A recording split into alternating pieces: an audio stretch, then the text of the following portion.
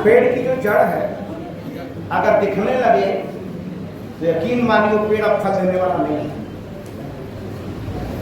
अगर पेड़ की जड़ दिखने लगे तो यकीन मानिए वो पेड़ अब फल देने वाला नहीं है, जो देना है वो देगी। तो जड़ की खूबी ही उसी में है, तो जमीन के अंदर ही बना है और इतनी लचीली होती है वो कि कितनी पथरीली जमीन हो, पत्थर को बगैर डिस्टर्ब किए टेढ़ा मेढ़ा हो के अपना रास्ता बनाते हुए सासाराम पहुंच जाते अपने आप। उसके लिए पत्थर तोड़ने की जरूरत नहीं है, पत्थर को नहीं झुकाती, वो स्वयं झुक जाती है, वो स्वयं लपक जाती है और टेढ़ी मेढ़ी होते हुए वहां तक पहुंच जाती है जहां नहीं पहुंच सकते। इसलिए बहुत सारे लोग जानते हैं, बहुत सारे लोग नहीं जानते हो, ना जाने तो अच्छा है। आज जो ये भवन है ये बंसरोपण महतो जी से ये जो बीजारोपण हुआ है, कहते हैं बरगद का बीज बड़ा छोटा होता है, लेकिन सही वातावरण मिल जाए, सही माहौल मिल जाए, सही सपोर्ट मिल जाए तो दुनिया का सबसे बड़ा वृक्ष होने का गौरव भी उसे मिल जाता है। न मिले तो जहां पैदा हो वहीं से समाप्त भी हो जाएगा। तो निश्चित रूप से आज से बहुत दिन पहले हम लोगों के ही महापुरुष वाल्मीकि की धरती में पैदा हुए थे बंसरोपण महतो जी, और आपने इस भवन की बुनियाद सोचा, लोग जुड़ते गए। राम यादी महतो जी आज नहीं है दुनिया में लोग, लेकिन आज वो जहां भी होंगे महसूस कर रहे होंगे कितने भाई बैठ के किसको याद कर रहे हैं। आज कहते हैं कि एक माता का ऋण होता है, एक पिता का ऋण होता है और एक गुरु का ऋण होता है। इन तीनों ऋण को चुकाने की चर्चा तो हर धर्म में की जाती है, लेकिन हमारे महापुरुषों ने, अशोक ने एक चौथे ऋण की चर्चा किया जो कहीं नहीं चर्चा होती। माता का ऋण तो आप चुकता करेंगे ही करेंगे क्योंकि मां है तेरी, ये कोई आसान नहीं है। पिता का ऋण चुकता करेंगे, ये तो करना ही करना है आपको, नहीं करते तो नमक हराम है आप। अब गुरु का ऋण को चुकता करना ही है आपको, लेकिन सबसे बड़ा जो ऋण है तो समाज का ऋण होता है। और अरबों लोग, करोड़ों लोग समाज का ऋण चुकता देकर दुनिया से चले जाते हैं। समाज का ऋण किसे बोलते हैं? एक उदाहरण दूंगा, समझ में आ जाएगा, फिर आगे बढ़ूंगा। थोड़ा कम समय लूंगा क्योंकि बच्चियां हमारी बैठी हैं तो बाधा नहीं बनना चाहता हूं, क्योंकि सुनने के लिए माइंडसेट होना चाहिए। बात महत्वपूर्ण नहीं होती है, माइंडसेट महत्वपूर्ण होता है। अगर माइंड सुनने पर है तो एक बात से आग लग जाएगी, और माइंड सुनने पर नहीं है तो घंटों बोलने से भी आग नहीं लगेगी। जैसे आपके घर कोई बारात आने वाली है तो आपके हित मात्र रिश्तेदार आपके अगल बगल बैठे हुए हैं, कोई पत्तल चला रहा है, कोई खाना चला रहा है, कोई पानी चला रहा है। एक आदमी ऐसा ही आपके गांव का, जिसे आपकी भगवती भी नहीं है, उसको निमंत्रण भी नहीं है, गांव के बाहर पुल पे बैठा हुआ है, कोई बाराती भटके हुए गया और बोला कि फला कुशवाहा जी का घर पहुंचा है, तो बोला कि घर जाना होगा, अच्छा रुकिए मैं एक लड़का देता हूँ आपको, वहां घर तक पहुंचा देगा। तो घर तक पहुंचाया उसने, शादी समाप्त हो गई, आपने सबको बधाई दिया, सबको धन्यवाद दिया, फूफा जी, मामा जी जो आए थे, लेकिन क्या वो जो पुल पे भटके हुए बाराती को इस रास्ते दिखाया था, क्या आपने उसको धन्यवाद दिया? अगर वो भटका दिया होता तो वो लौट के जाता, पूरे गांव को गाली देता रहता, देता कि नहीं? तो वो समाज ऋण है जो आपकी सहायता कर रहा है, जिसकी पता भी नहीं है कि आपका सहायता उसने किया है। तो आपको अपने जीवन में एक ऐसा काम करके जाना चाहिए कि मेरे काम का लाभ लाखों लोगों को मिलता रहे, जिसको हम नहीं जानते। ये होता है समाज ऋण। समाज ऋण का मतलब नहीं कि हमने 10,000 रुपया दिया तो मेरा फोटो खिंचा रहा है, तो आपने कर्ज वसूल लिया, आपने वसूल लिया, एक पेड़ लगा दिया आपने, लाखों लोग ऑक्सीजन ले रहे हैं, आपको पता भी नहीं है। ये है समाज का ऋण अदा करना। माने आपके काम से ऐसे लाखों लोग लाभान्वित होते हो जिसको आपको पता न चल रहा हो, वो समाज का ऋण है। इस ऋण की चर्चा सम्राट अशोक ने की और कहा कि मैं जो लोक कल्याणकारी कार्य कर रहा हूं, इस समाज के ऋण से पूरे होने के लिए कर रहा हूं।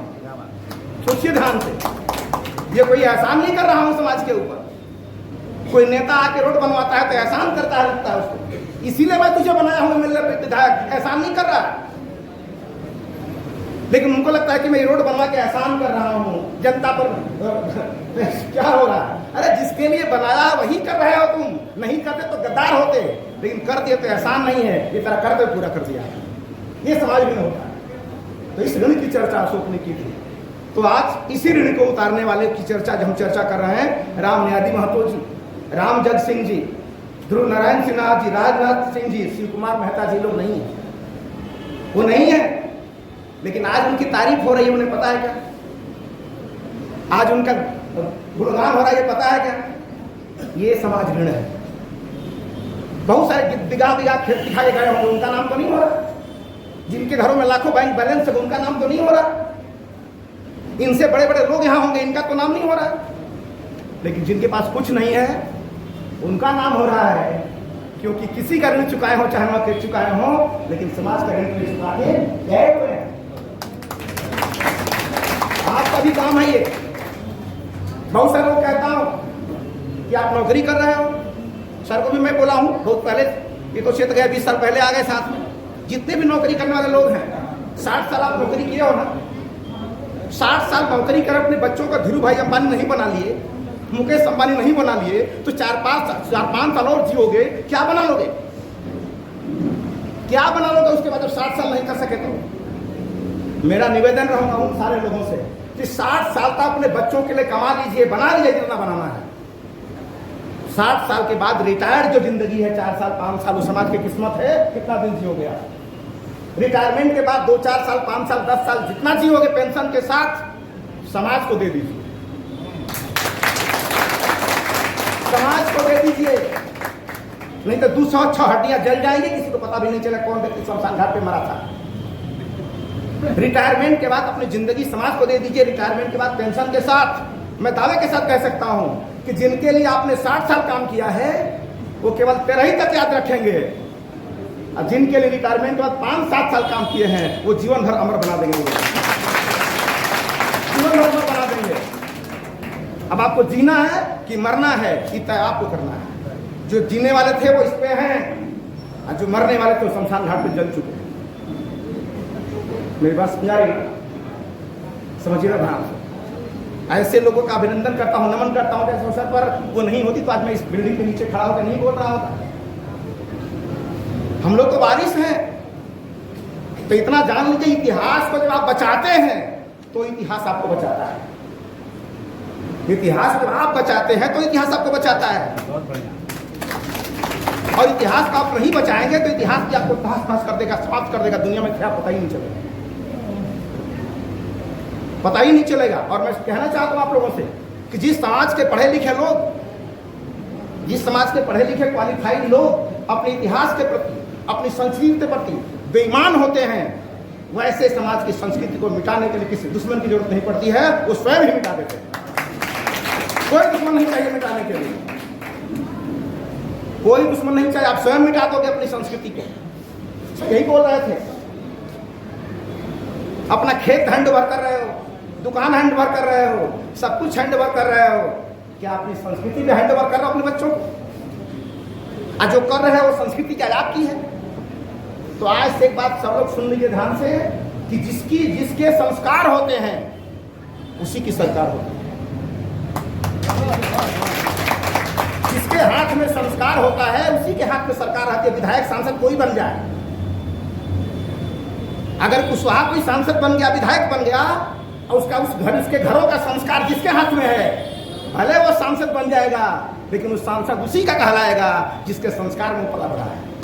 आपका नहीं होगा।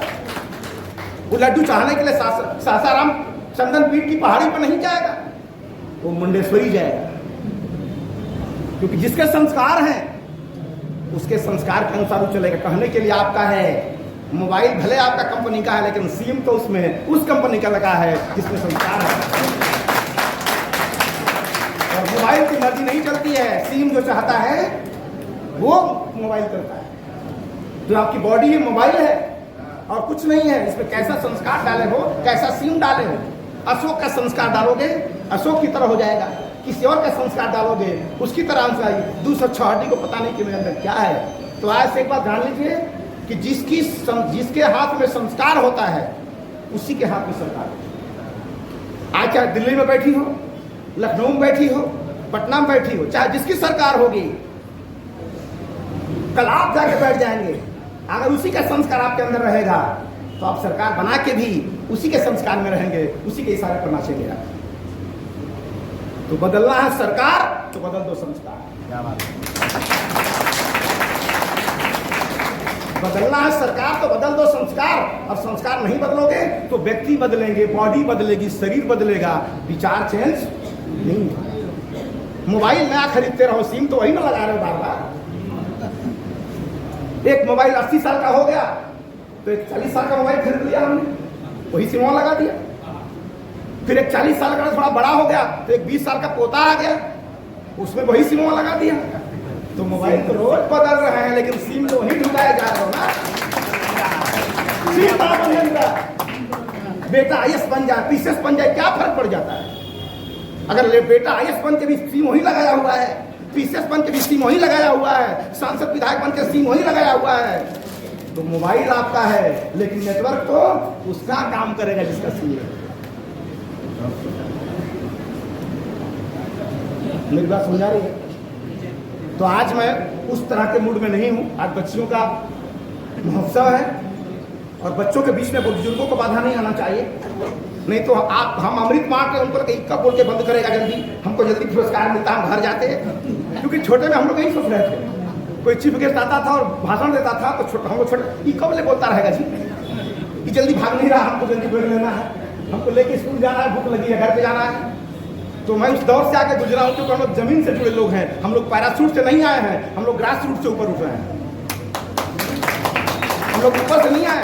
यहाँ मैं बैठा हूँ, यहाँ एक गांव की खबर है मुझे, अगल बगल का कहाँ क्या हो रहा, कैसे हो रहा है। क्योंकि जो दिन में आता है उसे दिवाकर कहते हैं और जो रात को आता है उसे निशाचर कहते हैं। और निशाचर मेरी तरह होता है, आपकी तरह नहीं होता जैसा फोटो में देखेंगे। जैसा फोटो में निशाचर देखते हैं वैसा नहीं होता, मेरी तरह ही होता है, वो कोट पैंट ही पहन रहता है। समझिए ध्यान से। तो इन सारों की चर्चा हो रही है। बाकी इसको आगे बढ़ाया लोगों ने ट्रस्टी के रूप में। ट्रस्टी में क्या होता है? ट्रस्ट माने भरोसा होता है, ट्रस्ट माने भरोसा है और जिसके ऊपर भरोसा हो ये ट्रस्टी होता है। ट्रस्ट माने होता है भरोसा, विश्वास, और जिसके ऊपर होता है वही ट्रस्टी होता है, वही ट्रस्टी होता है। तो इतने लोगों ने काम किया, बाद में लोगों ने भरोसा किया किस पे? पूर्णमासी जी पे, ललित कुमार जी पे, जगदीश जी पे, बंसरोपन महतो जी पे, सत्यनारायण स्वामी जी पे और रविंद्र प्रसाद जी पे, निर्भय कुमार जी, शिव कुमार जी, राम होता जी आज इसको संभाले हुए हैं। ऐसे चलता है। ये हमको ध्यान रखना है कि अब हम नहीं रहेंगे तो कौन होगा। इसके लिए संस्कार को फ्री रहकर ट्रांसफर करना पड़ता है। बहुत बड़ी चर्चा का विषय हो जाएगी। जो निवेदन कर रहे थे संतोष जी कि हमको ऐसे 200 मोबाइल दीजिए जिसमें अपना नहीं अपने पूर्वजों का सिम डाल बना। मेरा ये मेरा सिम नहीं है, ये सम्राट अशोक का सिम है। क्योंकि अशोक ने शिलालेख में लिखा है, सुनिएगा एक लाइन, अशोक ने शिलालेख में लिखा है कि ऐ मेरे पुत्रों, ऐ मेरे प्रपौत्रों, किसको? कौन पुत्र है, कौन प्रपौत्र है? तो पहले ही साबित करोगे ना कि हम तुम्हारे बाप हैं, या हम आपके बेटा हैं, आधार कार्ड आपका है उनके नाम से। तभी तो हम भटके हुए लोग हैं। कभी लगता है कि हम उनके वंशज हैं, कभी लगता है उनके वंशज हैं। अभी तो हम वंशज कंफर्म हो गया, मसली किसके वंशज? जब वंशज क्लियर नहीं हुआ तो आधार कार्ड क्लियर कैसे बनेगा? और जिसका आधार कार्ड नहीं था है उसको नागरिकता वो किसी काम का नहीं होता है। तो अब आधार कार्ड तय करने का समय आ गया है। और जिन्होंने आधार कार्ड तय कर लिया उन्होंने मैरून कलर की वर्दी पहन के पागल हो गए। अब पागल बनने का समय आ गया है।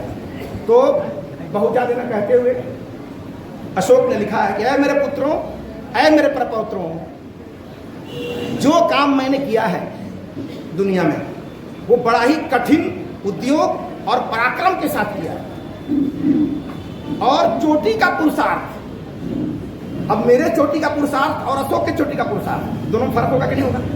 प्रधानमंत्री बोले कि मैं रात दिन लगा हूं, इसका मतलब प्रधानमंत्री जितने कर्मचारी होंगे सब रात दिन लगे होंगे। वो व्यक्ति नहीं है, वो क्या है, पूरे कर्मचारियों का समूह है, रात दिन लगा हुआ होगा, उसका डीएम एसपी सब लगे होंगे। उसी तरह अगर राजा अशोक बोलते हैं कि मैंने चोटी का पुरुषार्थ लगाया है, तो चोटी का मतलब आईएएस पीसीएस गवर्नर मुख्यमंत्री जितने होंगे अशोक के काल में सब वो काम कर रहे होंगे जो अशोक कर रहे होंगे। तो उन्होंने क्या कहा कि जो काम मैंने किया है बड़े कठिन और पराक्रम के साथ किया है, और यह चोटी के पुरुषार्थ के बगैर और संपूर्ण त्याग के बगैर संभव नहीं है। अगर यह काम को, इसीलिए मैं बताना चाह रहा हूं, उनका कि अगर इस काम को हमारे आने वाली पीढ़ियां, हमारी आने वाले नाती पोते, हमारी आने वाली संतति इस काम को अगर आगे बढ़ाती हैं तो उन्हें महाफल की प्राप्ति होगी। क्या प्राप्ति होगी? महाफल की। अब वो महाफल रसगुल्ला है कि लड्डू है?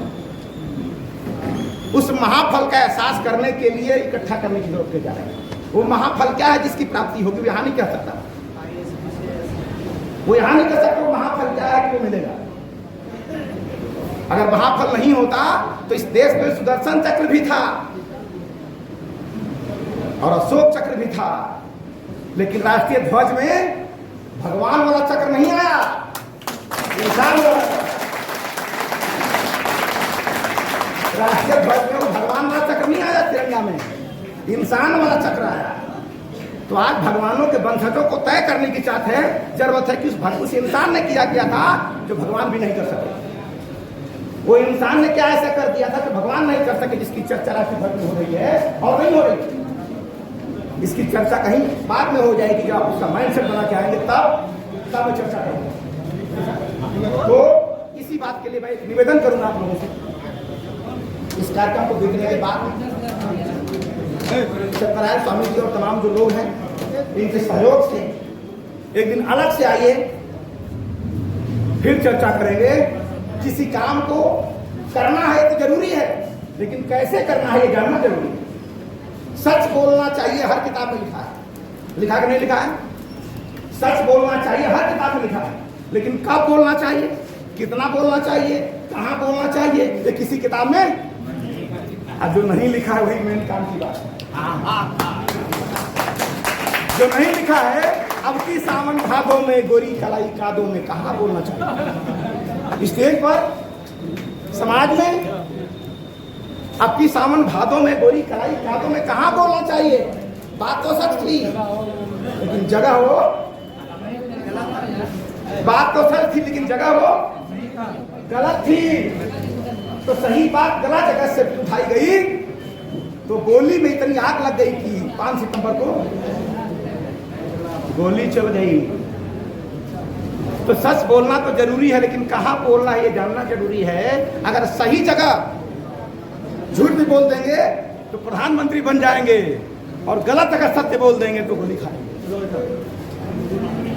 तो बहुत आप सभी का बधाई देते हुए, धन्यवाद देते हुए भक्ति जी मेरे निवेदन पर आए, आपका स्वागत अभिनंदन स्वागत करते हुए, और जितने यहाँ हमारे बुजुर्ग लोग हैं जिनके हम लोग वारिस बनने की तैयारी में हैं, जिनके उत्तराधिकारी बनने की तैयारी में हैं, संपत्ति आप चाहे जिसको दे दीजिए, मुझे दिक्कत नहीं, लेकिन आपकी वैचारिक जो विरासत है, वैचारिक जो विरासत है उस हमारा स्वतंत्र को दीजिए, बस यही चाहिए। और